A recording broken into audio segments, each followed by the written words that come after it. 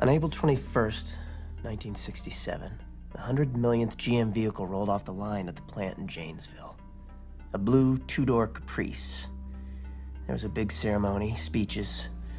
The lieutenant governor even showed up. 3 days later, another car rolled off that same line. No one gave two craps about her. But they should have. Because this 1967 Chevrolet Impala would turn out to be the most important car. No, the most important object in pretty much the whole universe. She was first owned by Sal Moriarty, an alcoholic with 2 ex-wives and 3 blocked arteries. On weekends, he'd drive around giving Bibles to the poor. Getting folks right for Judgment Day, that's what he said. Sam and Dean don't know any of this, but if they did, I bet they'd smile. After Sal died, she ended up at Rainbow Motors, a used car lot in Lawrence, where a young Marine bought her on impulse. That is, after a little advice from a friend.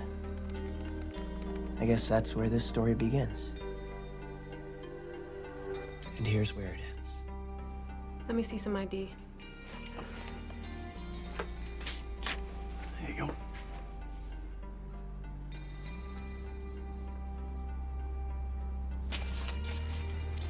Come on in. Thanks.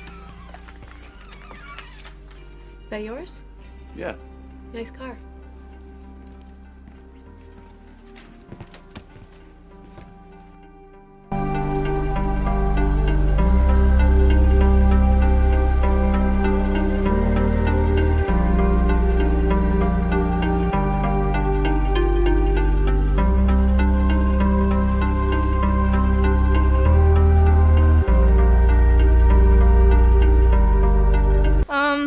I had a question about what was your favorite props, Jensen, Misha, and Jared, like throughout the show. And yeah, I really love you guys. Love you back. Thank you. Favorite props throughout the show? Favorite prop. Baby is not a prop. No.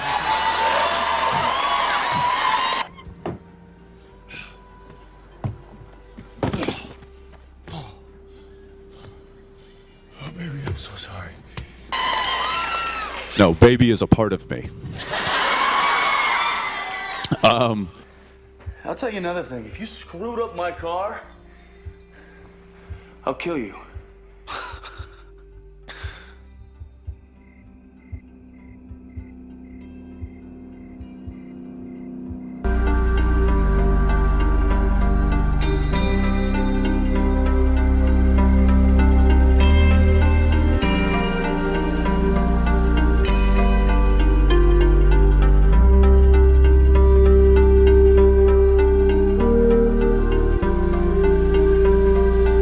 Will say that the big one is one that I can share that I am taking home with me, and that was sanctioned by Warner Brothers.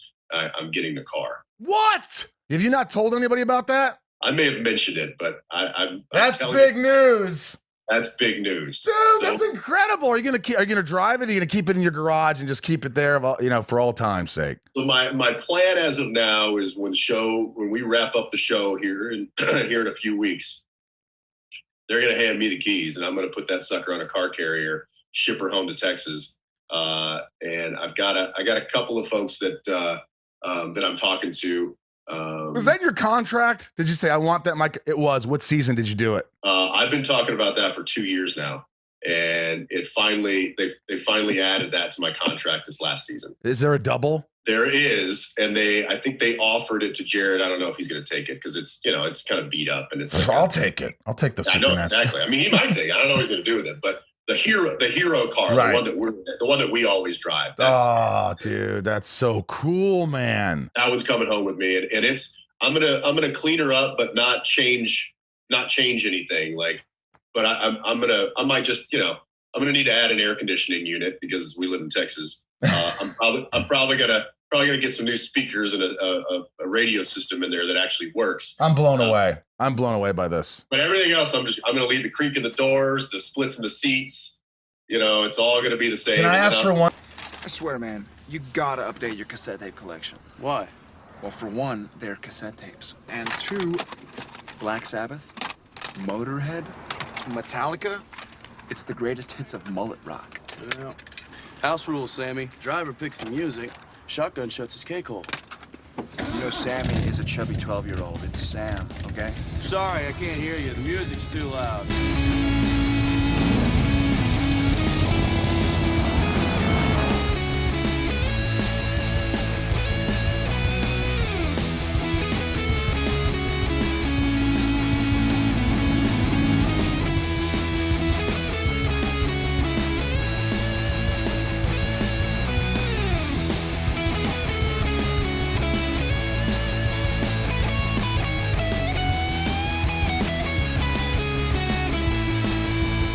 Do you know, by the way, that Jensen gets the car?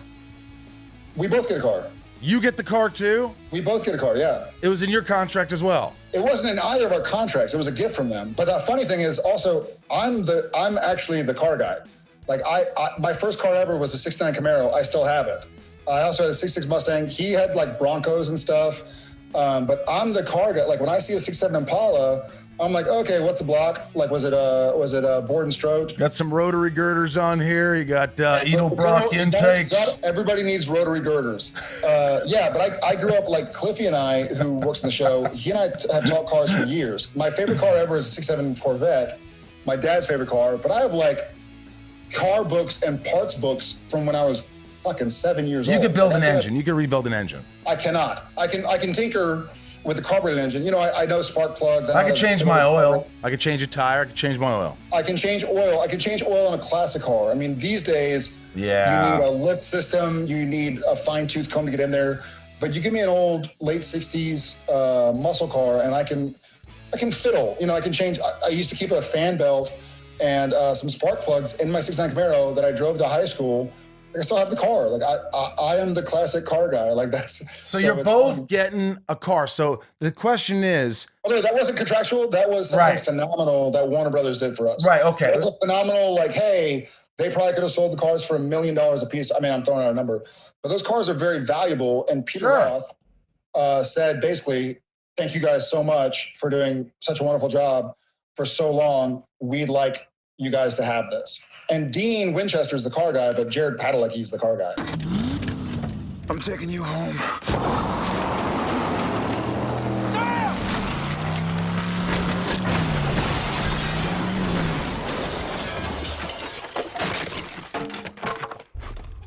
This is the car you want. Oh, yeah? You know something about cars? Yeah. Yeah, my dad taught me everything I know. And this is a great car. 327 4-barrel, 275 horses. Little TLC, this thing is cherry. No, man. You're right. Well, what are you buying that thing for? Kind of promised someone I would.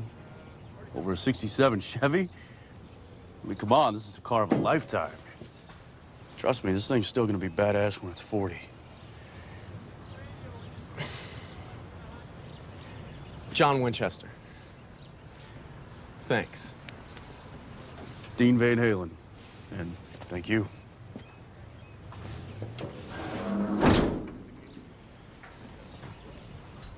Let's go home. You know what? We are home.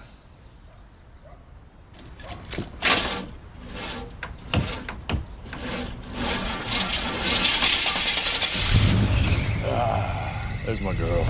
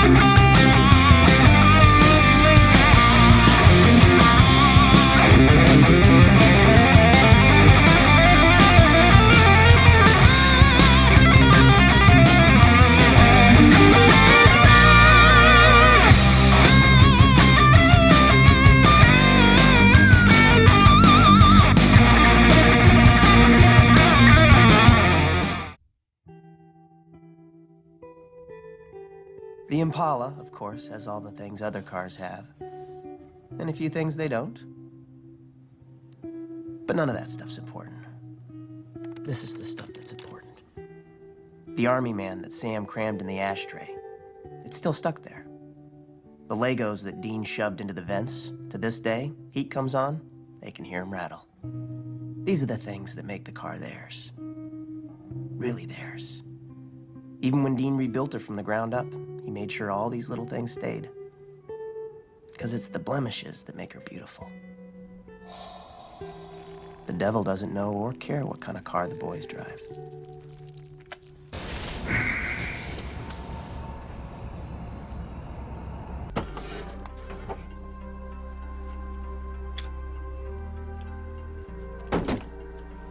We got work to do.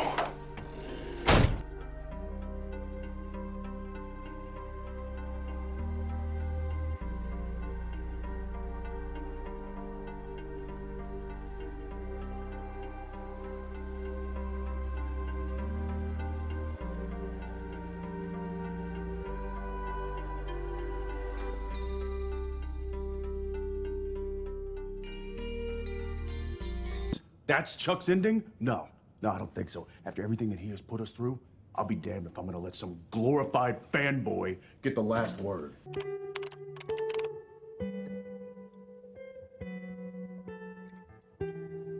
No doubt, endings are hard. But then again, nothing ever really ends, does it?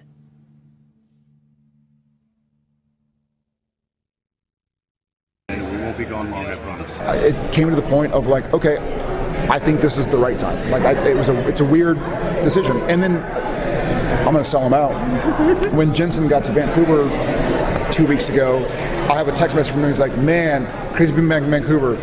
I feel like we could do 2 more years. And I was like, let's talk, man. Like, To all the SPN family out there, thank you so much for taking this journey with us for 15 years. We love you, and we won't be gone long, I promise. Thanks for watching Wayward Winchester. Subscribe for more awesome Wayward content. Till next time, as always, no chick flick moments. Peace.